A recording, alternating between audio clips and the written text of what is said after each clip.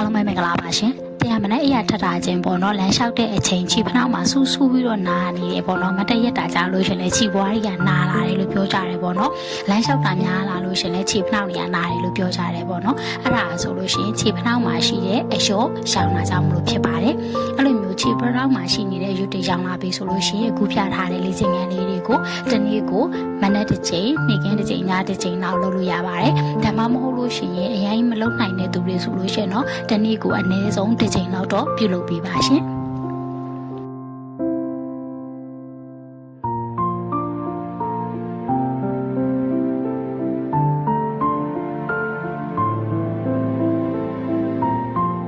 ကျေးဇူးတင်ပါတယ်ရှင်ဒီစင်ငယ်လေးတွေလုပ်ပြီးတော့ခြေထောက်နာလာလေးတွေတက်တာကြပါစေရှင်ဒီစင်ငယ်လေးတွေနောက်ထပ်သိချင်တာရှိရင်လည်းမှန်ခဲ့ပြီးလို့ရပါတယ်သိချင်တဲ့ဒီစင်ငယ်လေးတွေကိုမှန်ခဲ့ပြီးပါအောင်ရှင်ကျေးဇူးတင်ပါတယ်ရှင်